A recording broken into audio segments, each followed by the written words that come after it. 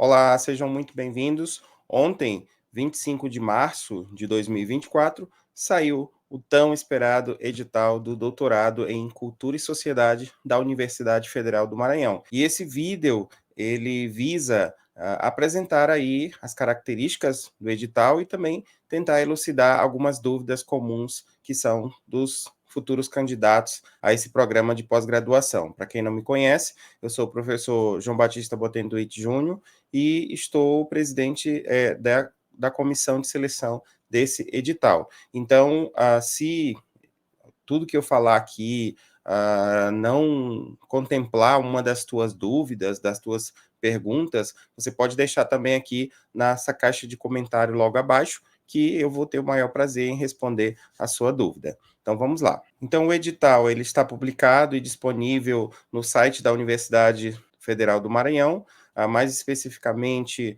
o site da AGUFMA, que é a agência que regula a nossa pós-graduação, e lá tem todos os detalhes deste edital, porém eu selecionei aqui alguns pontos que são interessantes de serem discutidos, tentando aí minimizar as dúvidas e também evitar possíveis erros desses futuros candidatos. Então, o número do edital é o 21/2024, e para quem não conhece, o PGCult é o Programa de Pós-Graduação em Cultura e Sociedade. Ele é um programa que tem mestrado e doutorado, e ele é interdisciplinar, ou seja, ele abarca todas as áreas do conhecimento, porém, ele conversa basicamente em suas linhas com as áreas de ciências sociais e humanas. Então, o PGCult ele foi criado aí em 2009 e teve o início de suas atividades em 2010. E já formou aí diversos mestres que estão tanto no mercado de trabalho acadêmico, profissional da cidade de São Luís, no estado do Maranhão e também em outros estados. Nós temos egressos hoje que já concluíram seu doutorado, inclusive também egressos que já ingressaram como docentes, tanto na UFMA quanto em outras universidades pelo Brasil.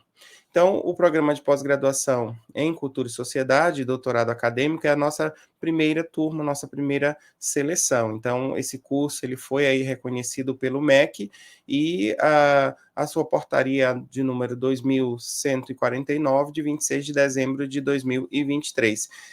O programa tem duas linhas de pesquisa, sendo a primeira delas expressões e processos socioculturais, e a segunda linha, cultura, educação e tecnologia. O público-alvo desse doutorado será formado preferencialmente por mestres em ciências humanas, sociais e sociais aplicadas. Não quer dizer que outros mestres em outras áreas do conhecimento, como ciências da saúde, por exemplo, não possam ingressar. Não, podem sim. Porém, mestres em ciências humanas, sociais e sociais aplicadas, com formação superior em áreas afins aos objetivos ou às linhas de pesquisa ou ao conteúdo programático estabelecido pelo programa. Para esse nosso primeiro edital, nós estaremos ofertando aí 12 vagas que serão preenchidas por ordem de classificação dos aprovados, o que é muito bom. Alguns mestrados, alguns doutorados da UFMA e de outras universidades, elas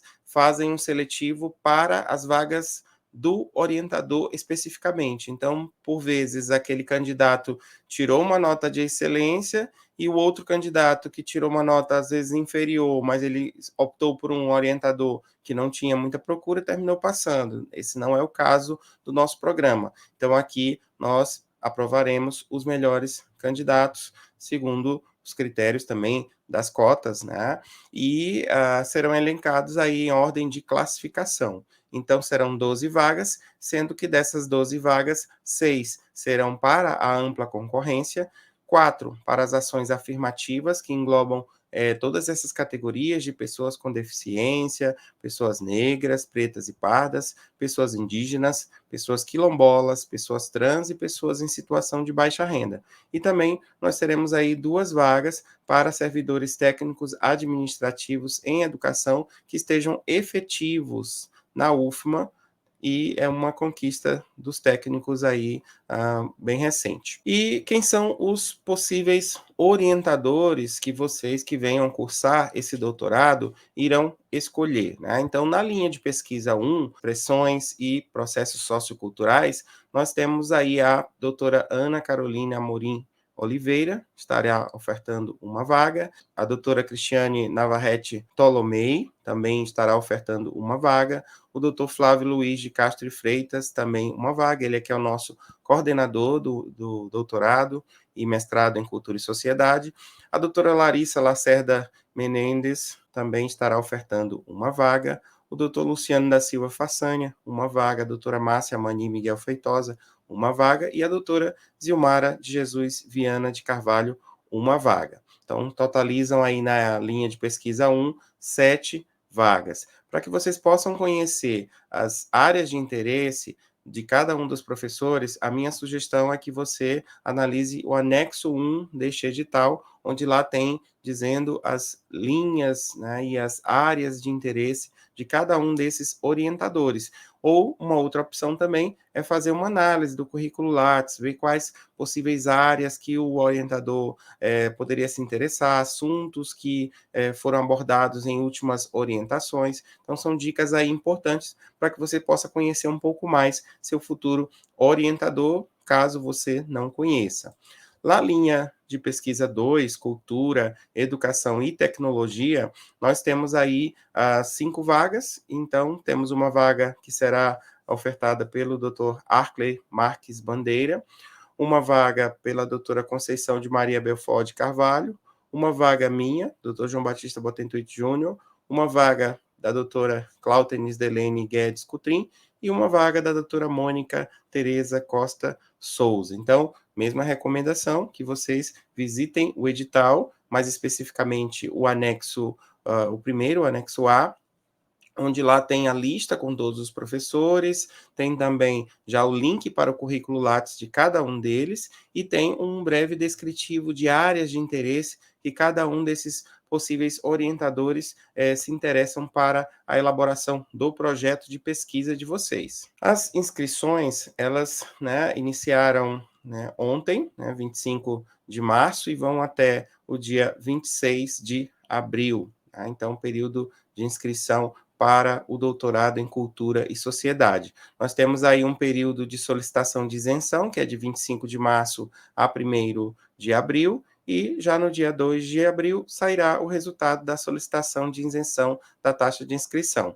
3 e 4 de abril será o prazo para recurso de indeferimento da inscrição da taxa de isenção.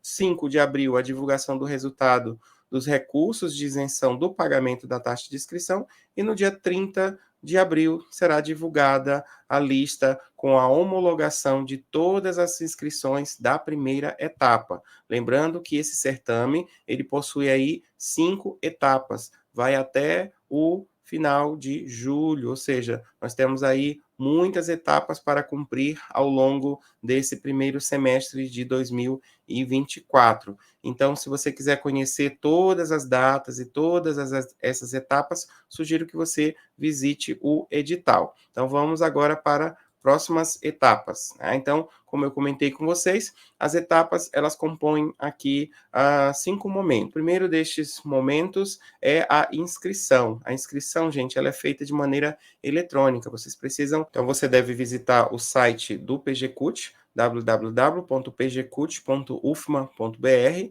e vai lá em processo seletivo, já tem lá o link para o edital e tem também o link para que você acesse o SIGA-A, onde você vai anexar toda a sua documentação. Então, a primeira etapa de caráter eliminatório é justamente a inscrição, onde você vai inserir em cada um dos campos que estão sendo solicitados no formulário os documentos referentes à solicitação, que daqui a pouco nós vamos falar um pouquinho sobre esses documentos.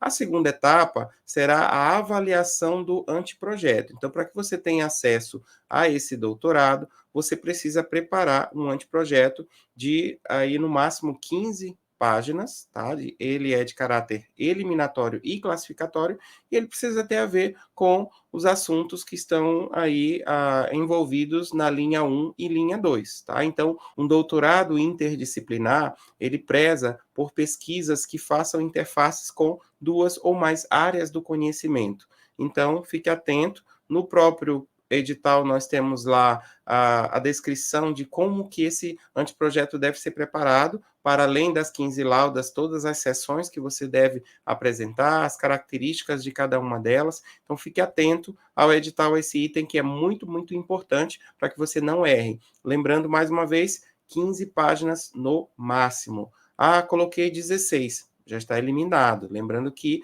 a avaliação do anteprojeto é de caráter eliminatório. Então, a primeira etapa, inscrição. Se toda a documentação tiver sido enviada de maneira correta, a sua inscrição será homologada. Segunda etapa, avaliação do projeto. Se você cumpriu com os requisitos que estão sendo solicitados no edital, também você vai ter uma avaliação do seu anteprojeto. Depois nós temos a terceira etapa, que é justamente a prova de conhecimentos. Então, essa é uma prova em que será sorteado um tema e você vai ter que dissertar sobre esse tema. Então, no edital, nós temos lá uma lista com 6 livros que são recomendados para que vocês possam ler, se debruçar sobre as teorias e que vai ser formulada uma questão que envolve aí esses livros, esses autores, para que vocês, no dia da prova, possam dissertar sobre eles. Minha recomendação é, se você está interessado em fazer o doutorado em Cultura e Sociedade, já corra, pega o edital hoje, já pega esses livros, já começa a fazer a sua leitura, porque são livros extensos e que você vai ter aí que se dedicar, se debruçar sobre a leitura deles para que possa ter uma prova de excelência. Sendo aprovada nesta etapa de prova escrita, avançamos para a próxima etapa, que é justamente a prova oral. Então, nesse momento, você vai ter que falar sobre o seu projeto. Então, dizer qual o seu problema de pesquisa, qual a metodologia que você vai empregar para resolver a sua questão problema, onde que vai ser essa pesquisa, ou utilizando que artefatos, ou seja, provar para a banca que você sabe o que quer fazer e como vai fazer para chegar lá, ou seja, para obter os teus resultados. E, principalmente, qual será a sua tese e como que o seu projeto é interdisciplinar. Então, são perguntas aí importantes que você deve ter as respostas na ponta da língua, para que possa ser bem sucedido na etapa da prova oral. E a última etapa é a análise curricular. Daqui a pouco também eu vou mostrar a tabelinha que tem lá no edital e que você deve conferir os seus pontos. Então, essa análise curricular, não se preocupe, porque assim, ela terá um peso 1, ou seja, se você não tiver aí com um currículo espetacular no momento, não se preocupe que pode ser que ele não faça, assim, tanta diferença. Se você for bem no projeto de pesquisa, se você for bem na sua prova escrita e na sua defesa oral, o currículo às vezes nem vai fazer assim tanta diferença, tá? Então, fique atento a esse aspecto, porque às vezes as pessoas deixam de concorrer por esse item. Ah, eu não vou concorrer porque meu currículo agora está fraco. Mas olha, pode ser que os teus concorrentes também não estejam com um currículo assim tão bom quanto o teu neste momento. Então, não deixe de concorrer, tá? Eu sempre digo, se tiver 1% de chance, tenha 99% de fé. Se prepare, estude, que a vaga pode ser sua. Então, quais são os documentos que são solicitados aí para a inscrição? Então, a cópia digital da carteira de identidade ou do passaporte, ou no caso, se for estrangeiro também, tá? E o CPF. Então, o que você vai fazer? Escanear frente e verso o seu RG. Se você utilizar aplicativos onde você já tem acesso ao seu documento de identidade, você pode puxar lá do aplicativo que você já tem a cópia digital. Evita aí ter que escanear o documento. Depois, formulário ou requerimento de inscrição preenchido. Então, esse formulário ele está lá disponível no site do PGCult e no SIGA, quando você estiver fazendo a inscrição, vai estar lá o formulário para você preencher. O que mais? A cópia digital do diploma ou certificado de conclusão do curso de mestrado. Lembrando, frente e verso. Se você já concluiu e tem o seu diploma, ótimo. Às vezes você é um aluno que acabou de concluir o mestrado, ainda não tem o diploma oficial, tem apenas uma certificação, uma declaração de conclusão.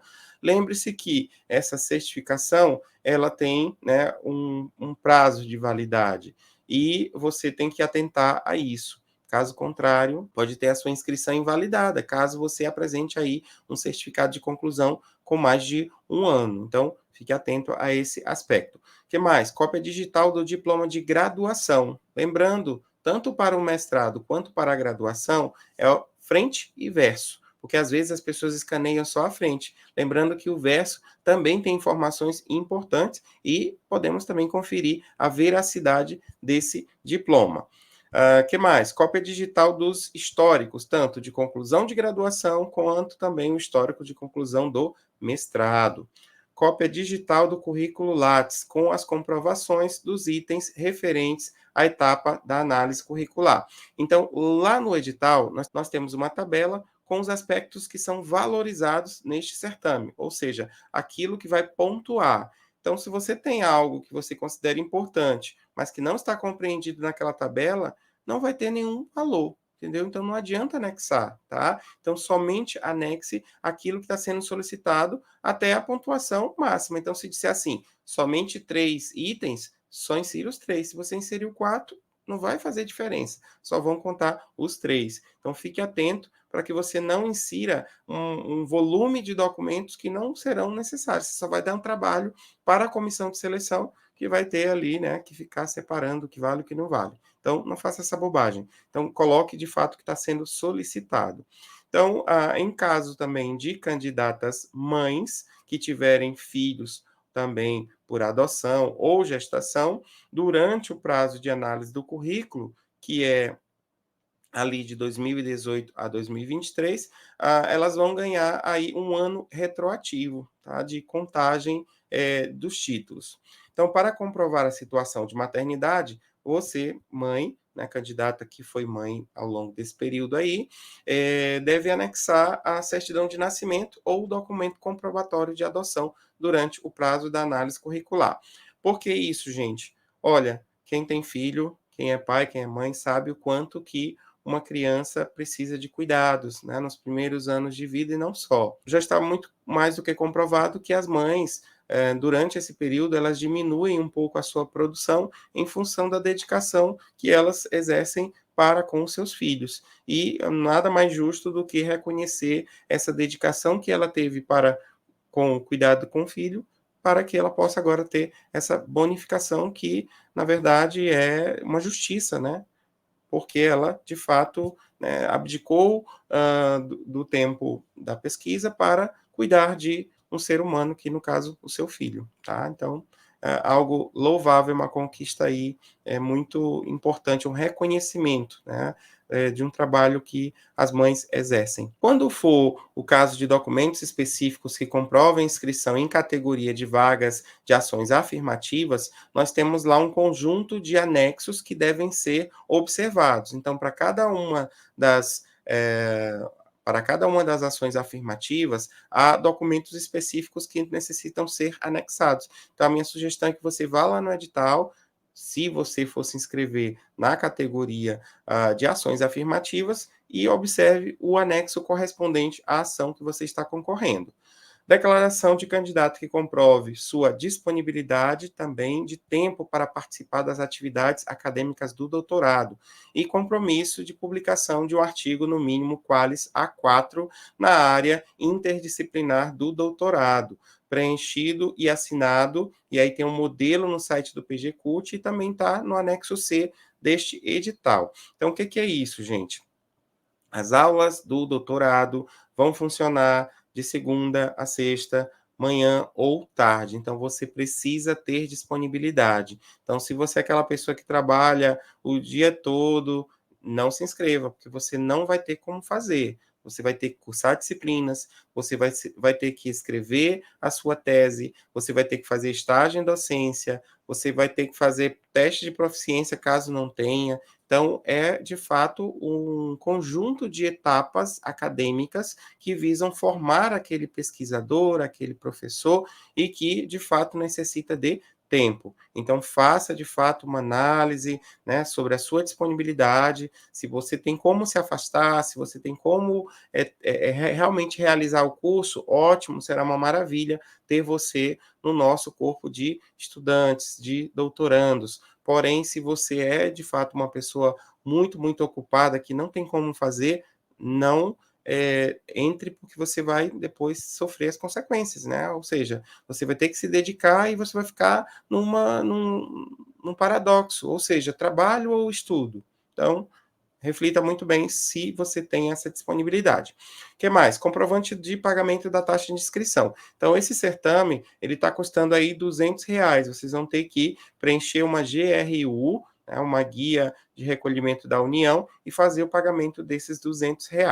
Então, os candidatos que alegarem não ter condições, eles podem pedir isenção da taxa, e eu já falei lá que não tem no cronograma as datas específicas para essa finalidade, e precisam também apresentar o anteprojeto de pesquisa com o seu problema muito bem evidenciado, vinculado a uma das linhas de pesquisa do PGCUT com, no máximo, 15 laudas, não pode passar disso. Estarão aptos a participar do processo seletivo somente aqueles que, no ato da inscrição, apresentarem toda a documentação exigida. Então, você não pode, depois que o certame está rolando, apresentar um documento que foi exigido na inscrição. Lembrando que a inscrição, ela é também de caráter eliminatório. Se você não anexar o documento correto, você será eliminado. Então, faça um checklist de toda a documentação, faça a inscrição com calma, não deixe para a última hora, porque você às vezes pode fazer um anexo errado e perder essa oportunidade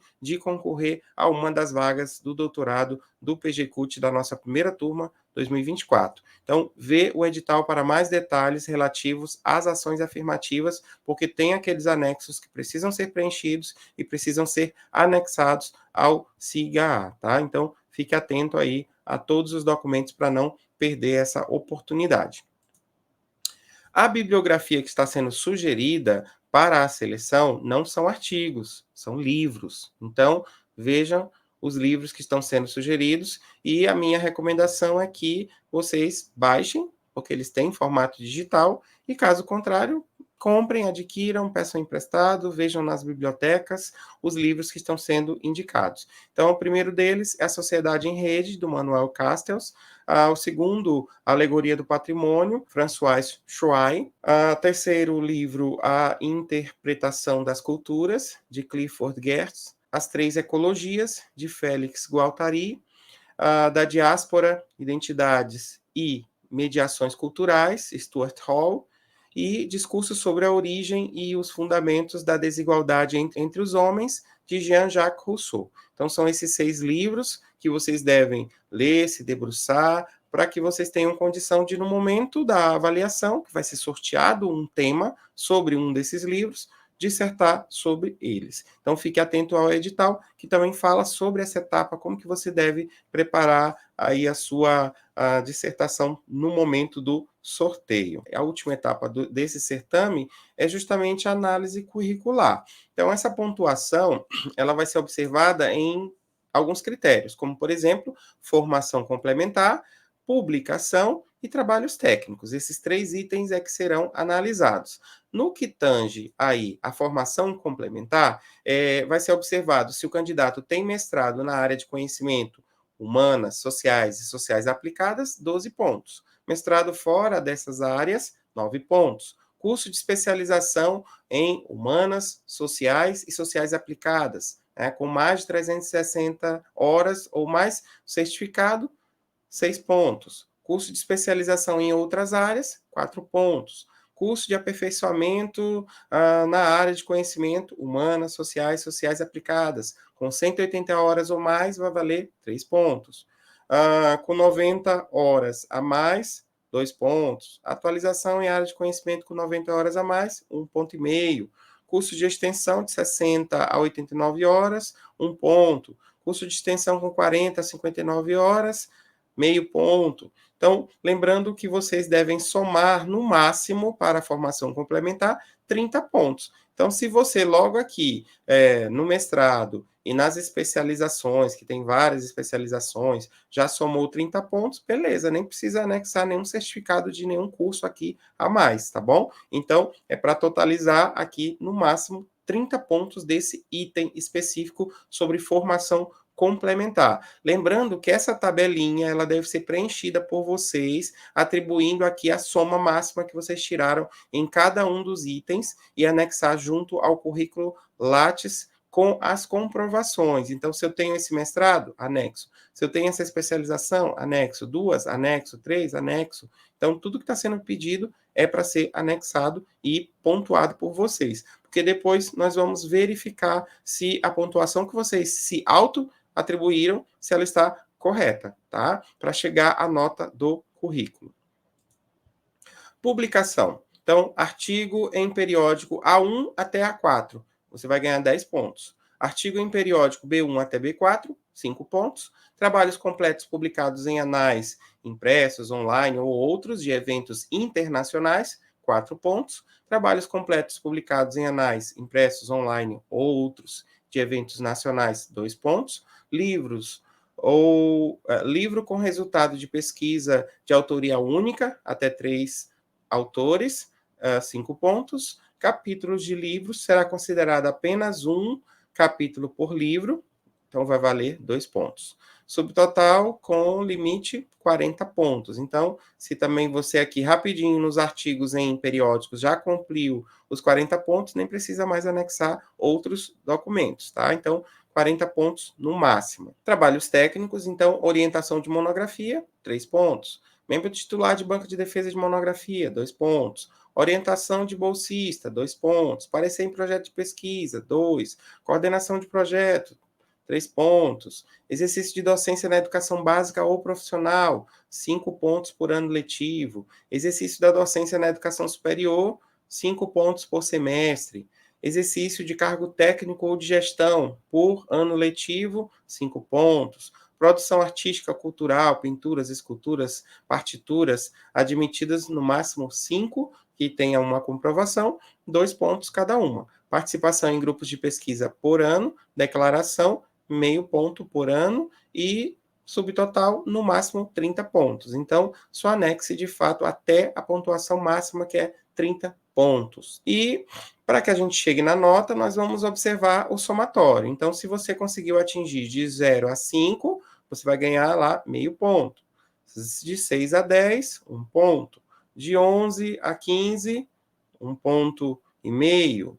E assim nós vamos verificando até quem conseguiu de 96 a 100 vai ganhar 10 pontos aí relativos ao currículo Lattes. Lembrando que ele vai ser somado com as outras notas e vai ser atribuído uma média ponderada a esses itens. Lembrando que o currículo terá o peso 1. Classificação. Quanto à classificação, a nota final do candidato será obtida por uma média ponderada das notas. Então, a nota do anteprojeto de pesquisa terá o peso 3. A nota da prova escrita terá o peso 3. A nota da prova oral também terá o peso 3 e a análise do currículo vai ter o peso 1. E só serão considerados aprovados os candidatos que tiverem nota ou média final não inferior a 7. Então, somando todas as notas, você tem que ter a nota de 7 para cima. Se tiver de 7 para baixo, você já ficou reprovado, tá? Então, será assim feita a classificação dos nossos candidatos aí, a primeira turma do doutorado em cultura e sociedade. Prova de proficiência em língua estrangeira. Muita gente pergunta sobre isso. Então, o candidato poderá apresentar no ato da inscrição da seleção a comprovação do teste oficial de proficiência de língua estrangeira. Então, para o doutorado, então, estão sendo aí aceitados o TOEFL, o DAILY, o DELF e o DALF. Então, realizados em instituições do Brasil, autorizadas pela CAPES para aplicação dos testes em um dos idiomas solicitados pelo programa. A língua é essa diferente da proficiência da língua estrangeira do mestrado, cuja a validade de realização e aprovação não ultrapasse os últimos 4 anos, com pontuação correspondente à nota 7, mediante comprovação da instituição. Então, se você fez o mestrado recentemente, até 4 anos, e já fez um teste de proficiência em inglês ou espanhol, você pode apresentar essa declaração e uma segunda. Então, no caso de ter ultrapassado o referido período de validade, o candidato deverá apresentar comprovação de proficiência em 2 idiomas. Caso o candidato não apresente no ato da inscrição da seleção esse comprovante, né, esse teste oficial de proficiência em 2 línguas estrangeiras, ele deverá apresentar essa comprovação até um mês antes do seu exame de qualificação, sob pena de desligamento do programa, caso não o faça. Então, você tem aí um certo tempo, ou seja, quando você entrar no programa, você vai ter os 2 primeiros anos para cursar suas disciplinas. E só então é que teremos aí a qualificação. Então, você vai ter bastante tempo para se dedicar a esses testes de proficiência. Podem ser feitos na própria UFMA, que nós temos o núcleo de línguas estrangeiras, em que você pode se inscrever e fazer o teste, ou também em outras instituições que assim ofertem essa possibilidade do teste de proficiência. E a tão sonhada matrícula dos candidatos que forem selecionados, os 12, né, que conseguirem cumprir todas as etapas com excelência, as matrículas elas estão previstas para agosto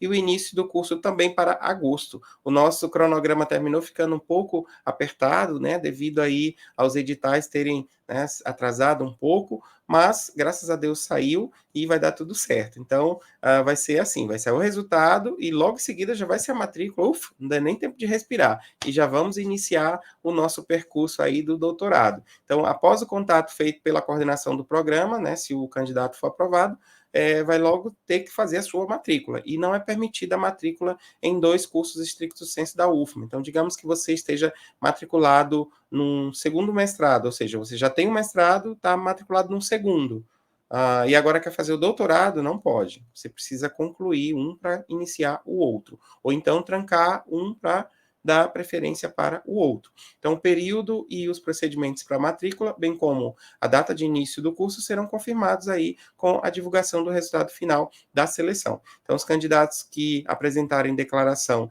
de previsão de conclusão de curso de mestrado no ato da inscrição devem substituí-lo por certidão de conclusão ou pelo diploma, porque se você é um aluno de mestrado que já qualificou e já está prestes a defender, você pode concorrer no nosso certame. No entanto, no momento da matrícula, você precisa substituir essa declaração dizendo que você é um aluno concluinte por uma declaração que você concluiu ou pela cópia já oficial do seu diploma de mestrado. Então, gente, espero que eu tenha respondido, né, muitas das dúvidas de vocês relativas a esse edital. E lembrando que, caso você ainda tenha alguma dúvida, pode deixar aqui na caixa de comentários o que você gostaria de saber para que eu possa comentar. E boa sorte aos candidatos e espero encontrá-los aí a partir de agosto de 2024 na Universidade Federal do Maranhão como alunos de doutorado do nosso PGCult. Então, boa sorte a todos e sejam bem-vindos ao PGCult. Até mais, pessoal.